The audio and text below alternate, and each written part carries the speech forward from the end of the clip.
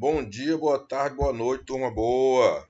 Vamos lá dar continuidade ao nosso estudo aqui da administração da produção e operações, certo? Na aula passada, que nós abordamos o processo de projeto nas operações produtivas, né? Projeto de produto, projeto de processo.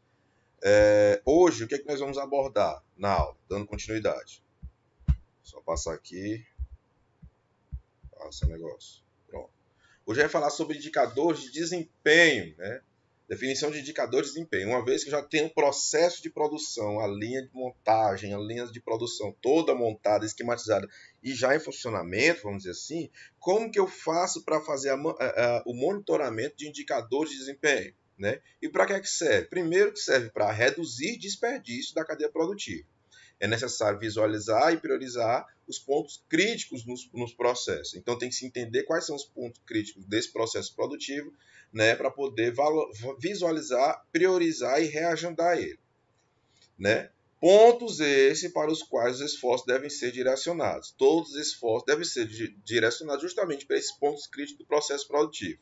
Nesse processo é necessário controlar as atividades e os resultados por meio de aplicação de indicadores de produção. Então, pronto, a gente entende que os indicadores de produção eles servem para eu aplicar ele no meu processo produtivo para fazer, né, toda essa parte da gestão na questão dos indicadores de desempenho para que seja o mais eficiente possível.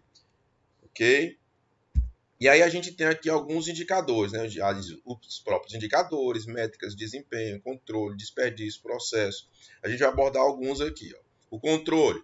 Controle é uma das funções que compõe o processo administrativo, né? A função controlar consiste em averiguar as atividades, aí tem os processos e atividades do processo produtivo, efetivas se estão de acordo com as atividades e seus projetos originais que foram planejados. Então, o controle a gente pega e vê o que está sendo feito se está de acordo com aquilo que foi planejado. Controle é um processo pelo qual são fornecidas informações e retroação para manter a função dentro das perspectivas.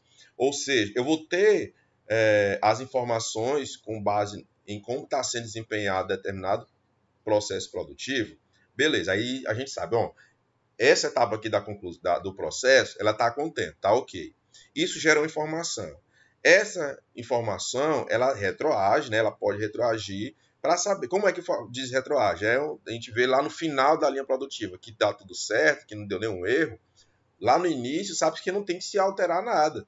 Uma vez, ao contrário de se deu o erro, a gente retroage essa informação para poder achar onde é o ponto crítico e poder aplicar as correções necessárias no processo. Né? É atividade integrada, monitorada, que aumenta a possibilidade de que os resultados planejados sejam atingidos da melhor maneira. Né? Então, o controle serve justamente para isso, para auxiliar e fazer com que eu consiga atingir da melhor maneira os objetivos da produção. Indicadores. Tem também denominado de indicador de desempenho, que é o caso aqui, é uma informação quantitativa ou qualitativa, que expressa o desempenho de um processo em termos de eficiência, eficácia e nível de satisfação. Eficiência e eficácia já foi até abordado aqui, né? A gente já falou sobre isso durante todo o tempo, né? Da aula, dos conteúdos, então acredito que não tem, a gente já fala sobre isso inclusive ao vivo via Google Meet, então eu acho que não tem mais nenhum tipo de dúvida com a diferença de eficiência e eficácia.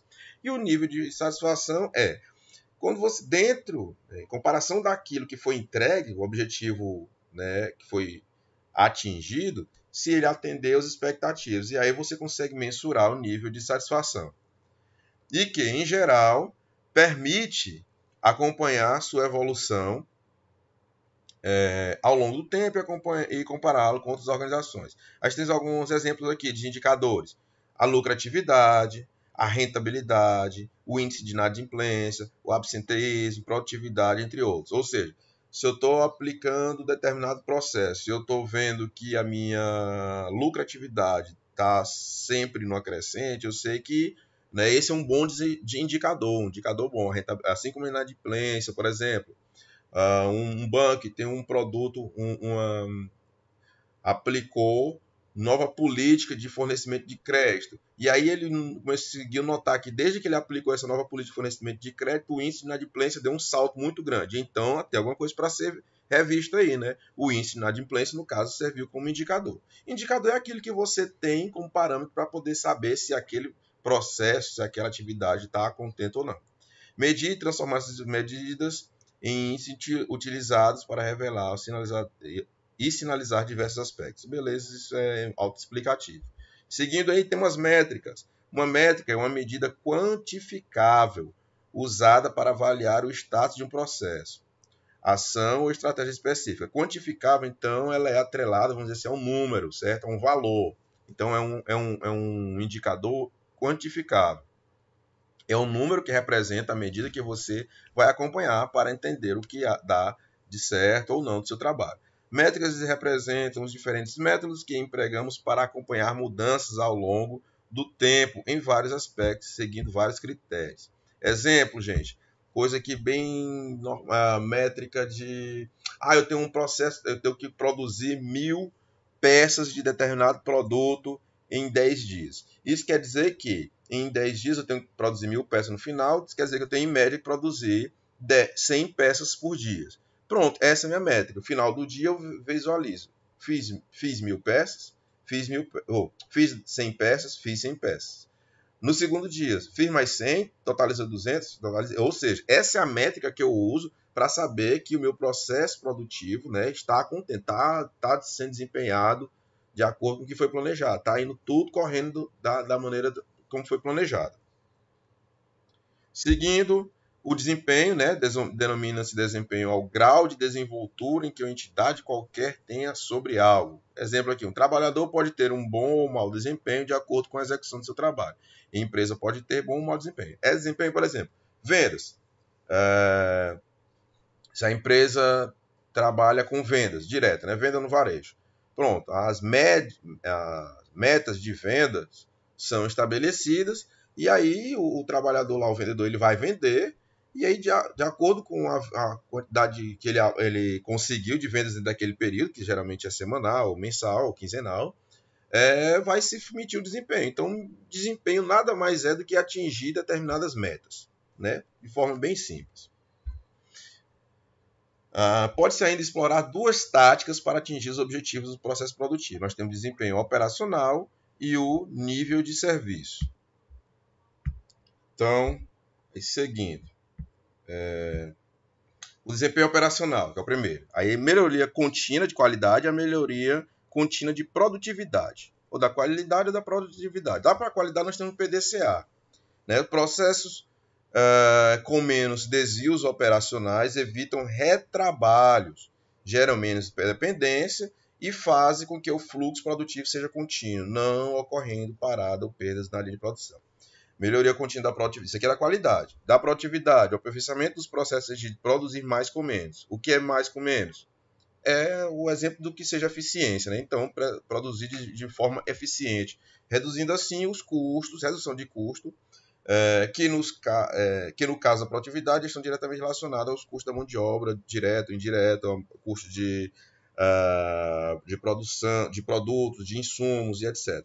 Então, no desempenho operacional, eu posso visar, vamos dizer assim, a qualidade do que é produzido ou a produtividade, né, o processo em si. Para a qualidade, nós temos a ferramenta PDCA, que nós vamos abordar na aula seguinte. E os níveis de serviço, né, que eu falei que pode ser explorar duas táticas que atingem o objetivo, os objetivos de processos produtivos, e aí o segundo seria o nível de serviço. Quanto ao nível de serviço, os processos com melhor eficiência relacionados à qualidade e produtividade permitem que seja oferecido um nível de serviço mais elevado, além de favorecer uma aplicação de níveis mais elevados de atendimento e de serviços diferenciados no cliente final.